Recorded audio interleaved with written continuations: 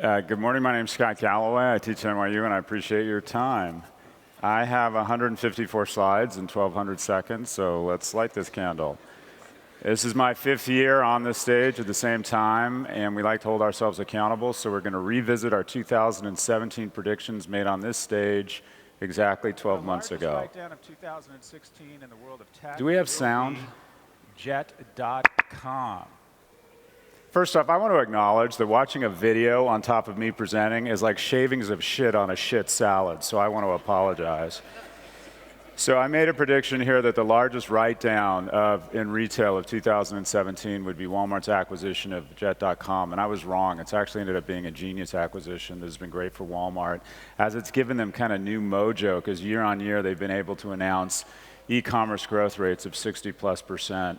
I said Apple's streak might be coming to an end. I thought they had lost their mojo. That was wrong. They continue to perform on almost every metric. I felt that the most overvalued company in the world was WeWork and was going to experience a huge decline in value. I was wrong. They've announced a bunch of very innovative initiatives that have extended the consensual hallucination between WeWork and the markets. The valuation has actually grown. Said another big write-off would be Unilever's purchase of Dollar Shave Club. I think we got that right. People fell in love with subscription. They're just bad CPG models. They wildly overpaid for this, and it will be a write-down. Biggest head fake of the year in technology was virtual reality. I think we got this right. Virtual reality is already dead. We just don't know it yet. I wrote, and keep in mind, these may not seem that provocative now, but take yourself back 12 months. I wrote that Facebook's next product would be called Snapchat, that Facebook has basically decided to point four of the 5 biggest apps in the world squarely at Snapchat and wipe it from the face of the planet, and they are succeeding. We were all hoping Snap would be the Facebook of video. It ends up that the Facebook of video is Facebook. And Instagram stories has blown by Snap. Snap, again, is effectively The Walking Dead and will be acquired by Google or someone else within the next 12 months. I didn't think they were going to get public, and I thought they would decline in value, so I was half right. They did go public, but their value's been They're going to be able to say, we have this offering called Prime Squared. And we know so much about you, and we have so much product within 20 minutes of you. We're going to begin sending you 2 boxes twice a week, 1 box full of stuff we think you want, another box that you send stuff you don't want back. That box you send stuff back will... So I think Amazon is getting into AI zero-click ordering, where anyone in a Prime household is going to just start getting stuff sent to them. 45% of the US population has an Amazon warehouse within 20 miles of them. They have your purchase history, your trust, and now they have access to your refrigerator. So pretty soon, we are going to get things without even asking for them. And then we'll manicure them from Alexa. Alexa, going out of town for 2 weeks. Alexa, send me 4 quotes for auto insurance for Mercedes GL. We're about to head to zero-click ordering through Amazon. And they've made signals that they're planning to do this. I've thought that Amazon's stock would triple and that it would become the first trillion-dollar market cap company. So I was wrong, but directionally okay. I think we get an honorable mention here. The stock was up 60%, and stand by my prediction that Amazon will be the first trillion-dollar market cap company.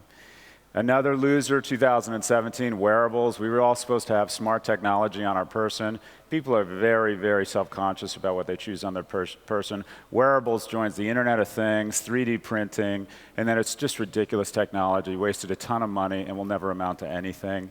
I put that Fitbit was going to go out of business. I'm mostly right here. It's going out of business more slowly than it should, but be clear, it's going out of business. The biggest winner in 2017...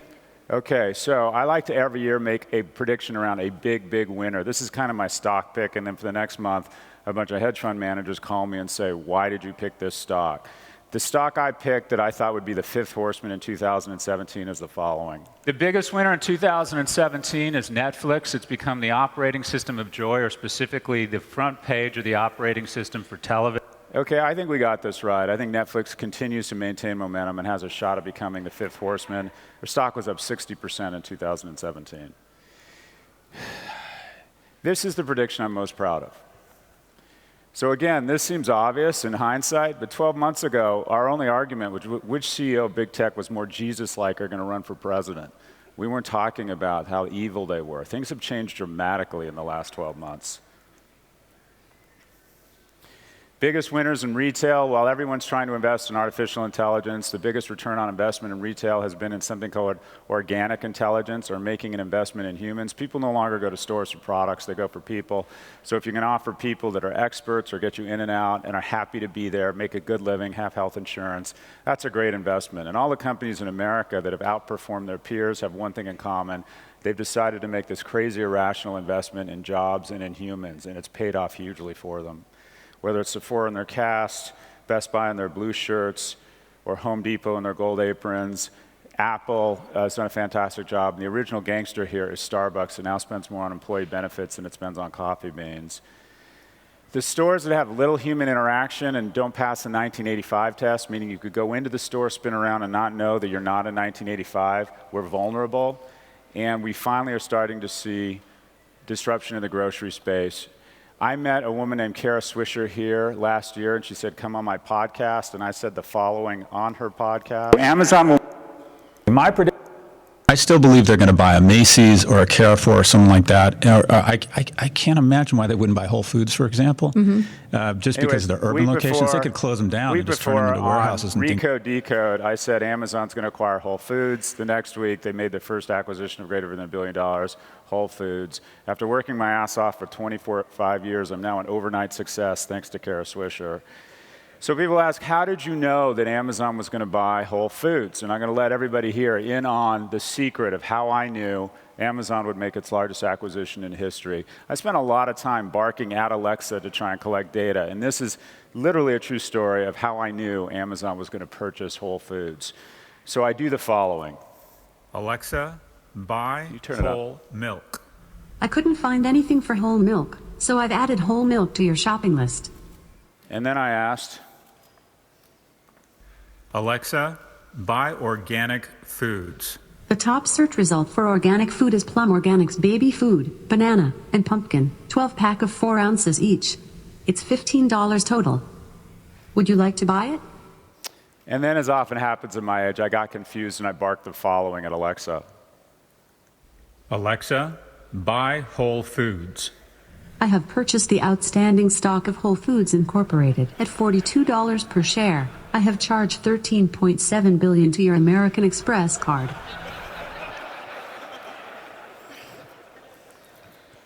I thought that'd be funnier.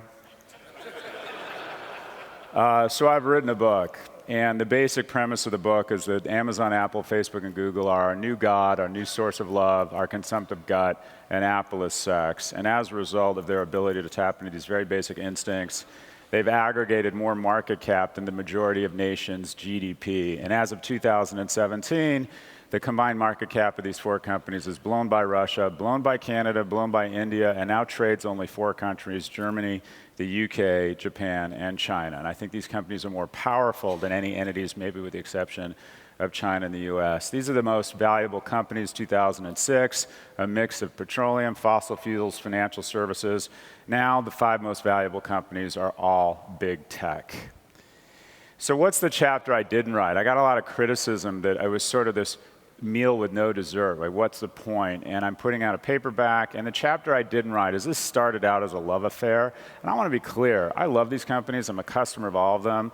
I've done exceptionally well owning their stocks. In 2008, I got run over by a truck economically, and 2 things saved my ass, Amazon and Apple stock. I think they're fantastic. They're clients of mine, and at least for another hour until they see this. But I love these companies, and I respect them. But however, I think after spending the majority of the last 2 years of my life really trying to understand them and the relationship with the ecosystem, I've become 100% convinced that it's time to break these companies up. Why? First off, there's some emotional arguments that underlie or undermine the actual legitimate reasons to break them up. Some knee-jerk reactions. They're evil, right?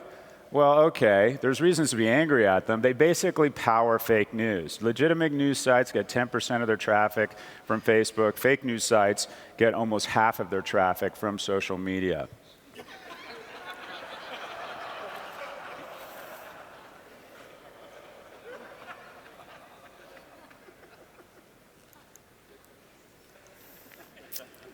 So the notion that our platforms had been weaponized by the intelligence unit of a foreign adversary initially was responded by Facebook as being crazy. We were crazy for thinking that. Then we found out it was millions of people. Now we're finding out it's hundreds of millions of people were exposed. Here's a ranking of the most powerful people by Forbes. This is an insult to Americans. The most powerful person in the world, hands down, is Mark Zuckerberg. He can turn off or on your mood. He can take any product up or down and pretty much kill any company in the tech space. We are now finding that teens are more prone to depression because of their time on social media. If there was an ice cream company that was making teens more depressed or susceptible to suicide, we would not be seating that person next to the president at meetings in Silicon Valley. My general question to you is, we don't let kids drink until they're 21. We don't let them smoke cigarettes till they're 18. Why on earth, given the data that's out there, would we let any child onto a social media platform before the age of 18? My 14-year-old is much healthier as a person because of their Instagram account, said no parent ever. Oh, but wait, I know. Let's start a social media company for kids, which I refer to as a gateway drug, which has outed Mark Zuckerberg as the most tone-deaf CEO in the history of technology. So, some quick definitions for conferences like this, such that you actually can understand what people are saying when they're up here. When they say we're a platform, what they're really saying is we're a media company, we want to operate in a netherland of unprecedented multiples and no accountability. When they start using terms like impossible or First Amendment or we can't be arbiters of truth, you don't want us to be arbiters of truth. No, we would like you to try. What they really mean is we can't do anything that's unprofitable. We're not talking about the impossible. We're talking about the realm of the profitable. If Boredom Media can prevent us from being weaponized by Russia with $200 million in free cash flow, Facebook can figure it out with $14 billion in free cash flow. Innovation at events like this means elegant theft. We want to give voice to the unheard. That's the one we're hearing a lot lately. We want to give voice to the unheard. That means we know we're wrong and have no intention of doing anything about it. And the one I love, we need to do better.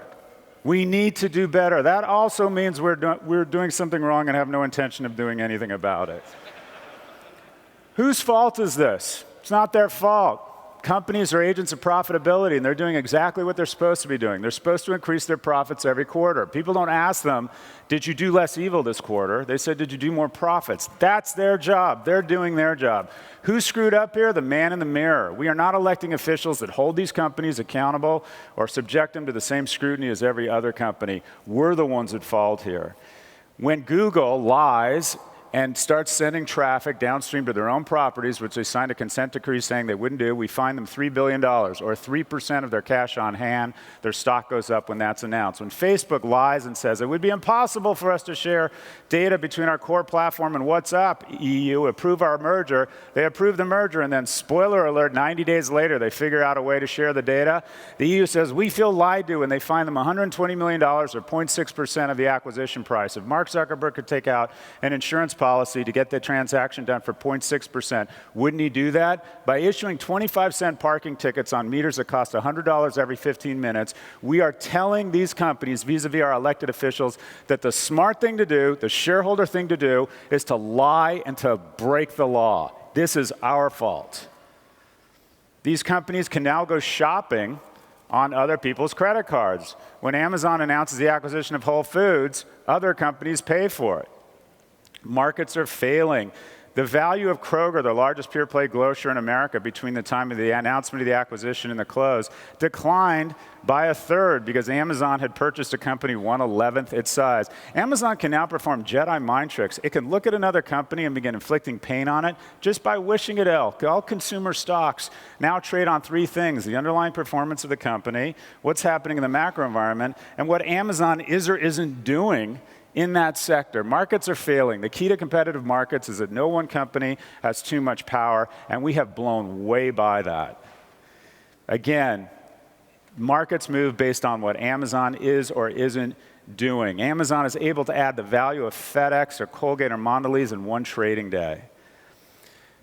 The most egregious example of our perversion of a society where we no longer worship at the altar of kindness and character, but of innovation and money, is the shit show called HQ2 going on with Amazon, where basically governments have decided to turn over their civic responsibilities and taxation authority to the Seattle giant. Chicago has said you can keep the payroll taxes. In other words, Amazon now has taxing authority, and you can decide how to spend this money. The government has basically shrugged its shoulders in the US and said, Amazon, here you are, you're now running the country.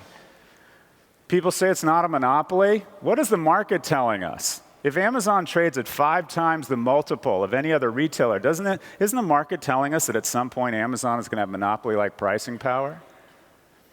They like to use the number 4%. We're only 4% of retail, leave us alone. Well, that's a number, but here's some other numbers. They're 24% of all retail growth in the US. They're a third of all cloud revenue, the fastest and most profitable company sector in technology. They're almost half of all US e-commerce sales, 55% of Black Friday. They're 2/3 of households now have Prime. More households have Prime than have cable television or voted in the US election. And they have 70% share of the future. The future is voice. Google has 90+% market share of a market that is now by dollar volume greater than the entire advertising market of any country with the exception of the US. 2 players, Google and Facebook, are responsible for the entire growth. If you work in digital marketing and you don't work for one of these companies, you join the yellow pages and print magazines, and that your business is in structural decline. Facebook has already won mobile. Your mobile phone isn't a telecommunications device. It's a delivery vehicle for Facebook Inc. We talked about blowing by. I thought this was the most disturbing thing to happen in 2017. This is the chairman of the Senate Intelligence Committee closing the hearings on big tech. Don't let nation states disrupt our future. And you're the front line of defense for it. Please take that back to your companies. This hearing is adjourned. You're the front lines of our defense. Yeah? Fuck that. This is my front lines. The front lines in America, make no mistake about it, are the fine young men and women of the Army, Air Force, Navy, and Marines, not the Zuck. So why are we so angry? And last night I did this presentation and someone said, why are you so angry? I think we've gotten spoiled with technology. We come to believe that technology is about the betterment of humanity and 1% the pursuit of shareholder value. And over the last 50 years, it's flipped to 99% shareholder value and 1% the betterment of humanity. 1942, 100,000 people come together in the southwest United States for a foot race to the bomb, and fortunately beat Hitler, and the world was literally saved. My mother was a 4-year-old Jew living in London without a strip of ocean called the British Channel, the brains, brawn, and blood of the British, the Russians, and the Americans collectively, and technology, I would not be here. 25 years later, those same Americans, Canadians, Brits, and some fantastic German engineers came together for NASA and accomplished the impossible and put a man on the moon when 1/3 of houses in the US didn't have indoor plumbing. Now we have 700,000 of the best and brightest, literally the best and brightest, playing with lasers compared to the slingshots of the technology that the NASA and Manhattan projects. And what is the greatest collection of creativity, IQ, and capital been brought together? One collective mission. I've studied these companies. They've all been brought together not to create comity of man, not to solve world hunger. They've been brought together simply to sell another fucking Nissan.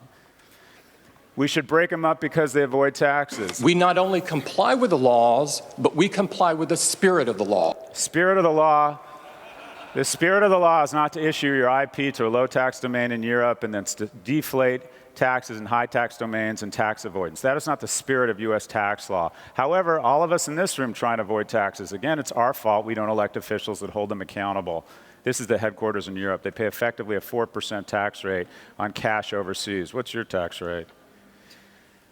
Amazon's the most successful company in the world and paid $1 billion in taxes since the Great Recession. Walmart has paid $64. This despite the fact that Amazon has added the market cap of Walmart to its market cap in the last 30 months. What does it mean when the most successful companies in the world don't pay taxes? Simple. The less successful companies pay more taxes. We have opted for a regressive corporate tax system. They destroy jobs. Yeah. Google and Facebook will add $29 billion in marketing growth. Marketing is a flat business.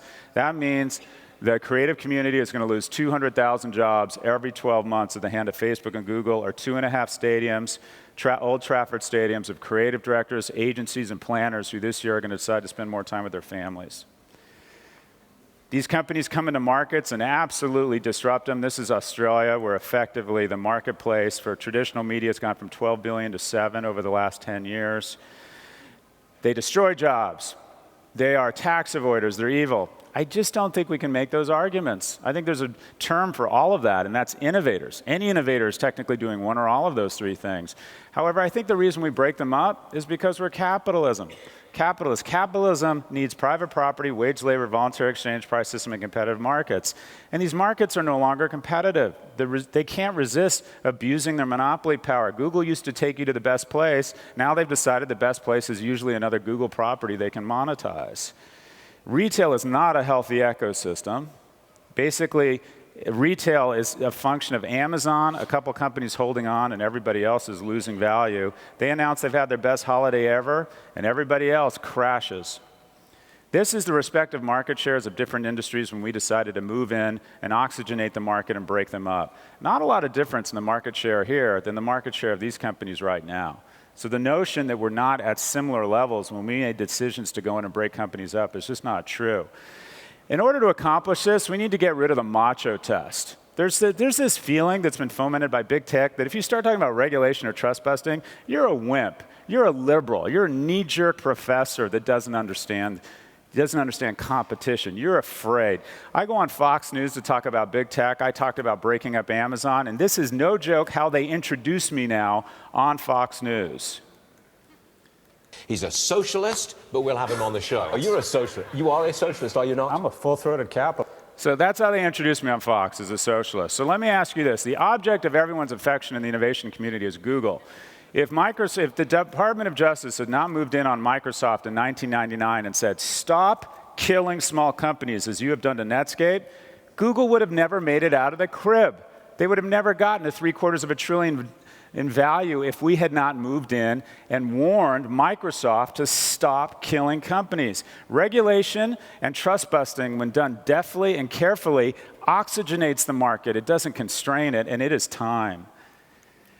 Some predictions for 2018. The major stories of the year will be crypto, strange bedfellows, voice, and the breakup of tech. Amazon will pass Apple in value. Alexa emerges as the iPhone of the next decade. Amazon Media Group blows by every company except Facebook and Google. Cryptocurrencies crash by over 50% in a month. I made these predictions a month ago.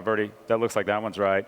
The ad tech landscape goes from bad to worse. Large communications conglomerates shed 20 to 50% of their value. Twitter, Snap, and Pinterest are acquired or valued at 25 to 50% of their highs. Almost every digital marketing content darling, including Refinery29, AppNexus, and BuzzFeed, becomes a distressed asset at the hands of the duopoly. M&A hits a fever pitch. We're going to see strange bedfellows. Everyone's trying to figure out a way to bulk up against these players.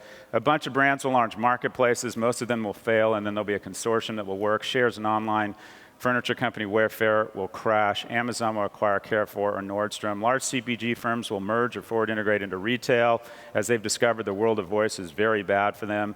Disney becomes the fifth horseman. The breakup of big tech begins. It won't happen in the US, it'll happen in Europe or in a red state in America, as Europe incurs all of the downside with a fraction of the upside. There are very few hospital wings or university buildings named after Google or Facebook billionaires here, so you get all of the downside and very little of the upside.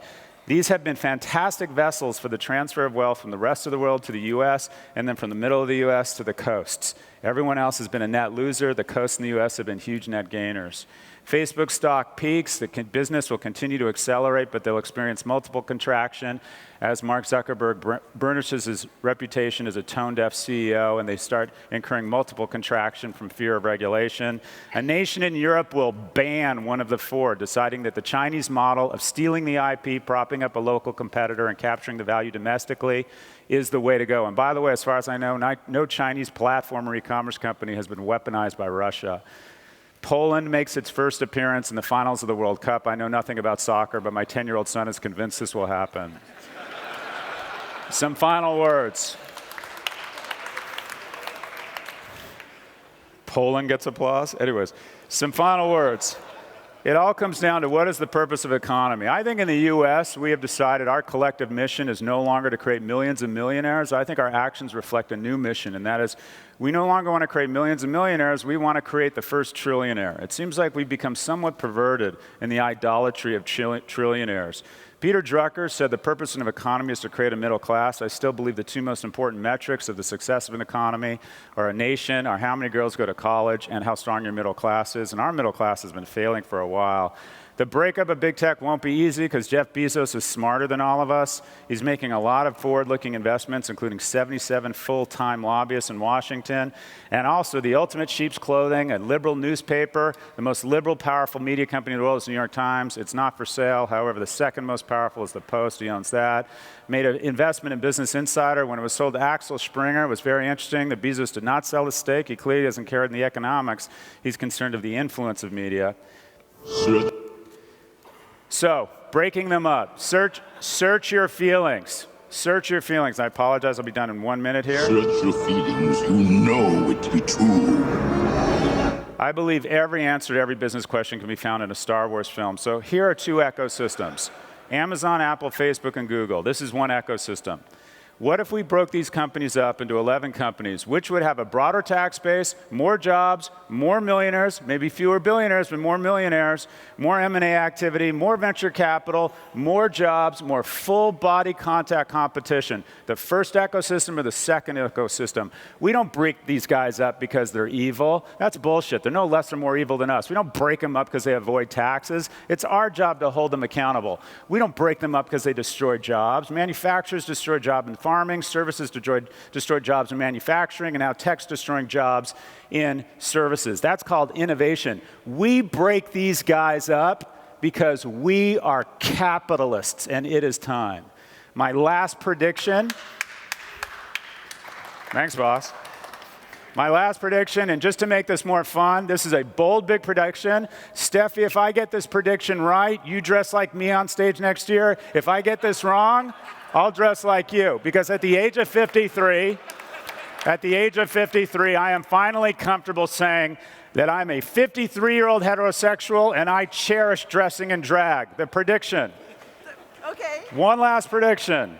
Times 2018 Person of the Year, Robert S. Mueller III, 3rd Marine Division, Vietnam, 1969, no bone spurs.